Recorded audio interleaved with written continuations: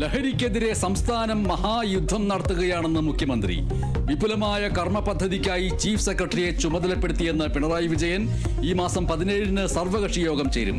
ലഹരിക്കെതിരായ യുദ്ധം തുടങ്ങേണ്ടത് വീടുകളിൽ നിന്നാണെന്നും മുഖ്യമന്ത്രി. ലഹരി വിപത്തിനെതിരെ സംസ്ഥാനം യഥാർത്ഥത്തിൽ ഒരു യുദ്ധം നടത്തുകയാണ്. വരും തലമുറകളെ കൊടും വിപത്തിൽ നിന്നും രക്ഷപ്പെടുത്താനുള്ള മഹായജ്ഞത്തിന് ഈ നാടിന്റെ ആകെ പിന്തുണയും പങ്കാളിത്തവും ആവശ്യമാണ്.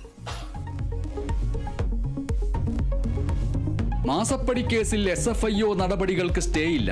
കേസ് പഴയ ബെഞ്ചിലേക്ക് മാറ്റി ഡൽഹി ഹൈക്കോടതി. കുറ്റപത്രം നൽകിയ സാഹചര്യത്തിൽ CMRL ഹർജി നിലനിൽക്കില്ലെന്നും കോടതി. കേസിൽ മുഖ്യമന്ത്രിയുടെ മകൾ T വീണയ്ക്കെതിരെ EDയും കേസെടുത്തേക്കും. മാസപ്പടി കേസിനെ ഗൗരവമായി കാണുന്നില്ലെന്നും കേസ് കോടതിയിൽ നടക്കട്ടെയെന്നും മുഖ്യമന്ത്രി.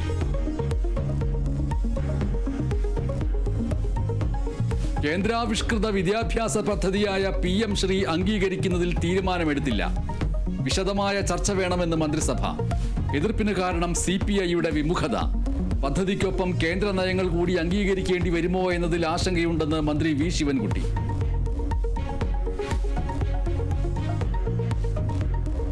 റിപ്പോ നിരക്ക് വീണ്ടും കുറച്ച് റിസർവ് ബാങ്കിന്റെ പുതിയ പണനയം.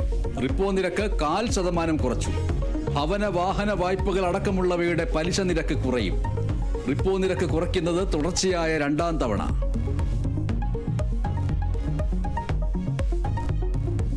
വഖഫ് നിയമം മതസ്വാതന്ത്ര്യത്തിനും ഭരണഘടനയ്ക്കും എതിരെന്ന് രാഹുൽ ഗാന്ധി. എല്ലാ വിഭാഗങ്ങളെയും അവർ തേടിവരുമെന്നും മുന്നറിയിപ്പ്. ജാതി സെൻസസിൽ നിന്ന് പിന്നോട്ടില്ലെന്നും AICC സമ്മേളനത്തിൽ രാഹുൽ. രാജ്യത്തെ തന്നെ നരേന്ദ്രമോദി വിൽക്കുമെന്ന് കോൺഗ്രസ് അധ്യക്ഷൻ മല്ലികാർജുൻ ഖാർഗെ. കരുവന്നൂർ സഹകരണ ബാങ്കിൽ CPIMന് അക്കൗണ്ട് ഉണ്ടെന്ന് ആവർത്തിച്ച് ED. ബാങ്കിൽ CPIM തൃശൂർ ജില്ലാ കമ്മിറ്റിക്ക് അക്കൗണ്ടില്ല എന്ന K രാധാകൃഷ്ണൻ MPയുടെ വാദം തള്ളി. പാർട്ടി അക്കൗണ്ടിലൂടെ ക്രമക്കേടുകൾ നടന്നുവെന്നും ED.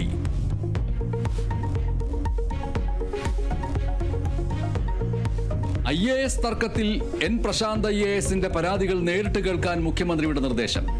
ചീഫ് സെക്രട്ടറി നേരിട്ട് ഹിയറിംഗ് നടത്തും. ഹാജരാകാൻ ആവശ്യപ്പെട്ട് N പ്രശാന്ത് IASന് നോട്ടീസ് നൽകി. നീക്കം വകുപ്പ് തല നടപടികളിൽ പരസ്പര പഴിചാരൽ തുടരുന്നതിനിടെ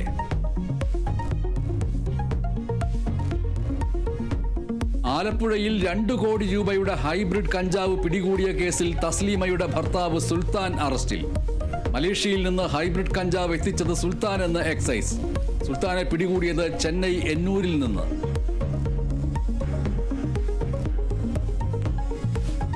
അമേരിക്ക പ്രഖ്യാപിച്ച തിരിച്ചടി തീരുവ പ്രാബല്യത്തിൽ.